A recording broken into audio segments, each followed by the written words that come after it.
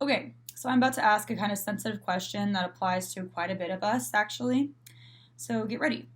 How many of you guys have seen, partaken in, and or been affected by racial injustice or racial prejudice even? So that brings me now to my next question too.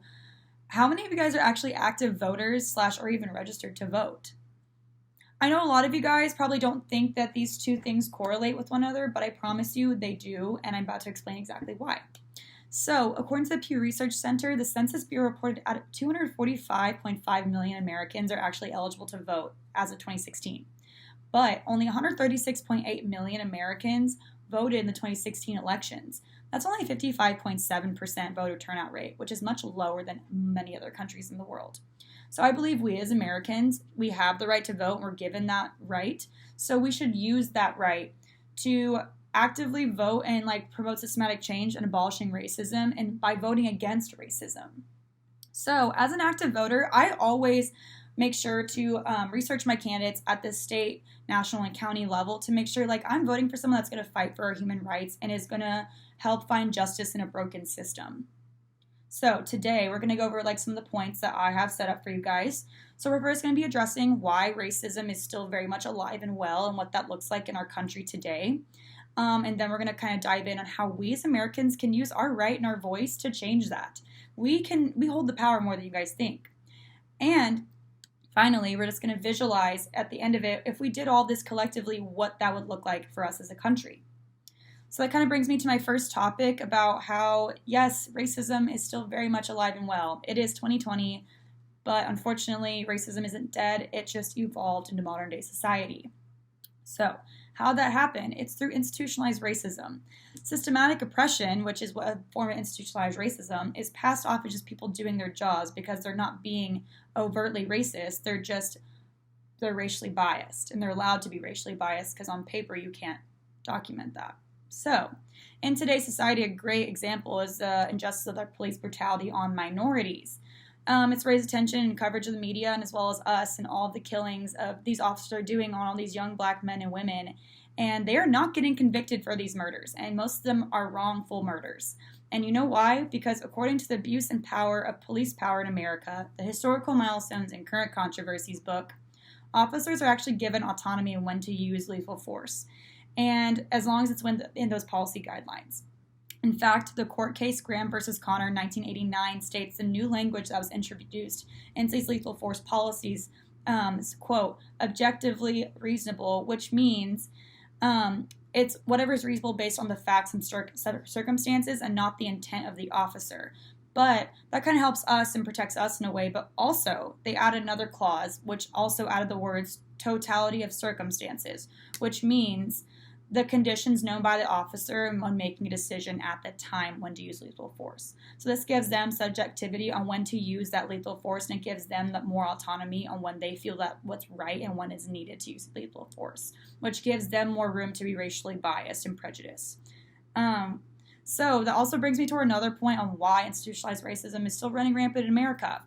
There is still implicit bias because of whites and institutionalized racism. Black people and other minorities are still disproportionately represented in the workforce, still to this day.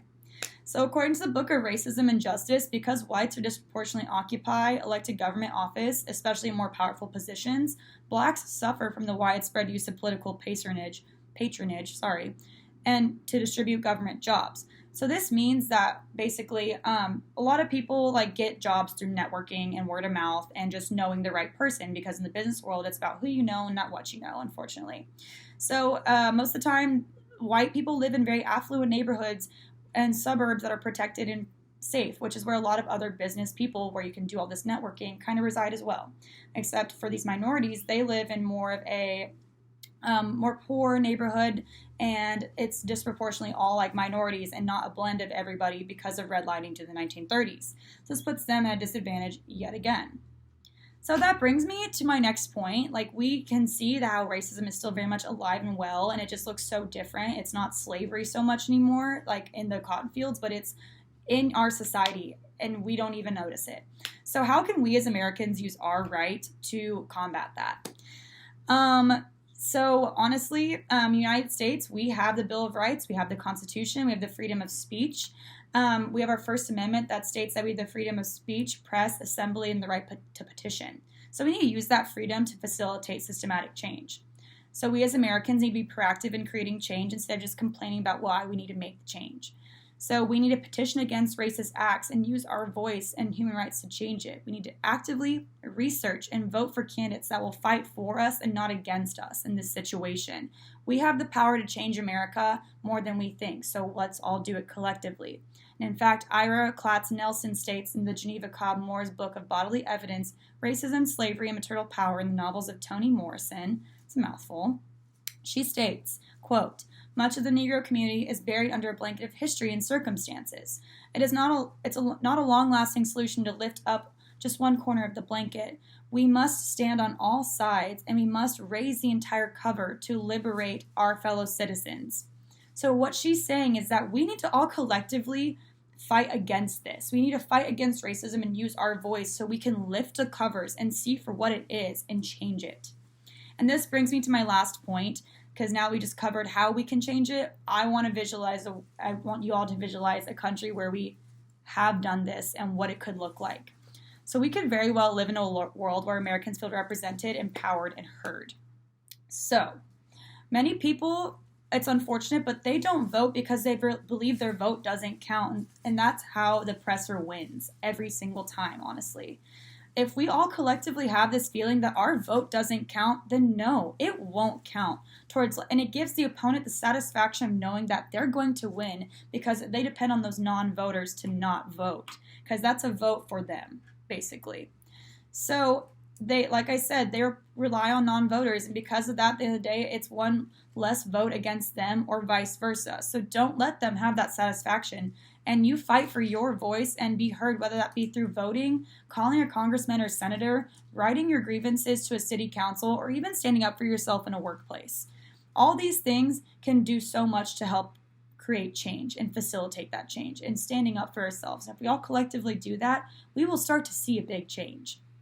So this kind of brings me to a close. So like I said, the Pew Research Center said only 55.7% of people voted in 2016. We have the right as Americans to vote against and abolish that racist act, and we can change that. So it's no secret, racism is alive and well, and it's evolved in modern day society. However, we as Americans hold the power to facilitate change, and thanks to our First Amendment, right of freedom of speech, press, assembly, and the right to petition, we have that power to make that change. And therefore, we should make that change by actively voting against racism, speaking out on it, or writing individuals in power, demanding change and what that change is. So if we have Americans all collectively take this stand, we may very well be on our way towards a country where everyone feels represented, powered, and heard. So I encourage you all to stand up and fight for a change today, whether that be going to register to vote or voting today's election, my Oklahoma people. Go vote today. Like, be that change. Or if you're not an out-of-stater, write a letter to your congressman or representative to show like what changes you want to see in your city and your state. And if we all actively partake in these actions, difference will be seen, heard, and addressed eventually. Thank you.